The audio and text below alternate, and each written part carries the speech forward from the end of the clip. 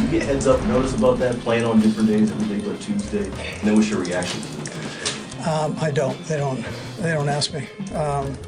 It's the first time in my career that's happened. It's unique. So, and you know how we are. I mean, we don't really care. They could give us a Tuesday game if they want. We'll be okay there too. So, we work through it, and we'll play anybody, anywhere, whatever they want to do. We're on board. Chiefs coach Andy Reid yesterday addressing a schedule that has the Chiefs playing every day of the week except Tuesday, the first team since the Yankees in 1927, the New York Yankees of the National Football League in 27 played every day except Monday. Chiefs play every day except Tuesday. I was like wondering that I saw that on the rundown. I was like, damn, the baseball team, the 1927 Yankees, the greatest baseball team to ever play the sport. They didn't play every day and they only went 7-8-1.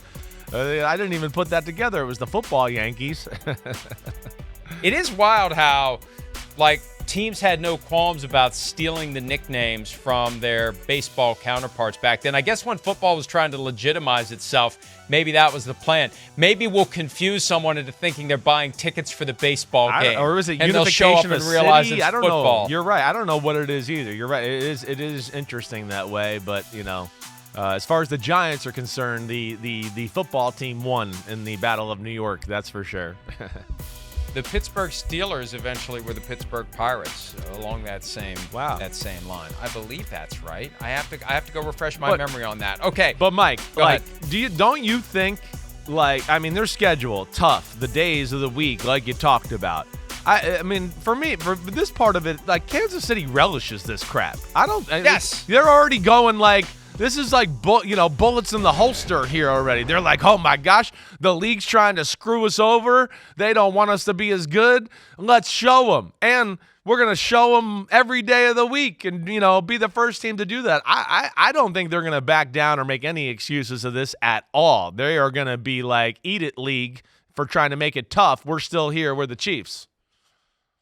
By the way, I haven't lost my mind, or at least this is not proof of it. The Pittsburgh Pirates was the name of the Steelers for the first 7 years of the franchise's existence. Now, this is a perfect contrast to the point that I made on Friday while you were in your hammock with your pina colada and your bong. The Jets have done nothing to be put in a position where they get dragged all over the calendar by the NFL as the NFL showcases a team that hasn't been to the playoffs in 15 years. Like Dave Canales, the Panthers coach, said earlier this week, you have to earn your primetime games. No, you can buy your primetime games by getting a great player that the league decides we want to showcase, even though the team hasn't done anything in a long time. The Chiefs have earned this, and it's a burden. It's a good thing, and it's a bad thing. You get a lot of exposure for the franchise. A lot of people get to watch your games. Big deal, right? Night games, extra vibe. But you get, you don't have any normalcy. You don't have any regularity. The chaos is your normalcy. Right. So the Chiefs are at least in a position where no one can be surprised. They're two-time defending Super Bowl champions. They have Patrick Mahomes. And like you said, they relish it. I think that's fair game. It's not fair to do it to the Jets. And Mike North, the VP of Broadcast Planning, was on with Schefter, and he said, we maybe gave the Chiefs the hardest schedule in the league. I expect they'll be there come playoff time. Yeah, they'll weather the storm.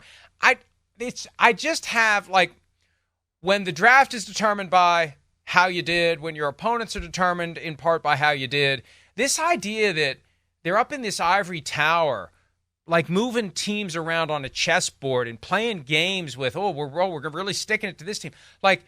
There's a lot of ways you can mess with a team and you can affect a team's outcome. At a time when people have already made futures bets on wins and division championships and Super Bowl, you've got people who are deliberately saying, we know we're giving this team a hard schedule. Oh, well, them's the breaks. And at some level, it makes me a little queasy that they have that power, and they admit that they use it. What? That to me is eye-popping. I mean, it kind of shows you.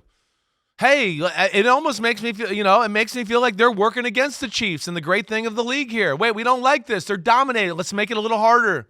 Let's make it chaos for them all year, right? And if they overcome that, then we can just pub it like, hey, they overcame the greatest schedule ever, and we can just, we'll do that. But it's like, I mean, to me, with that comment there, we maybe gave it. I mean, no, you did give them, period. The schedule was going to be tough enough already. They've, been to 4 of the 5 last Super Bowls, won 3 of them. They're playing a first-place schedule anyways. And then you do that to them? Yeah, that makes me think that the league is sitting there going, wait, this league's supposed to be equal, and the Patriots dominated for 19 years of this century, and now the Chiefs are dominating. Wait, we're supposed to, this current setup of salary cap and free agency, it's supposed to be different teams every year. And I think that bothers the NFL, and I think they kind of just let you in on that right there. That was eye-popping to me when I saw that. Hi, it's Mike Florio. Thanks for watching PFT on YouTube. Hit subscribe for the latest news and analysis from Pro Football Talk.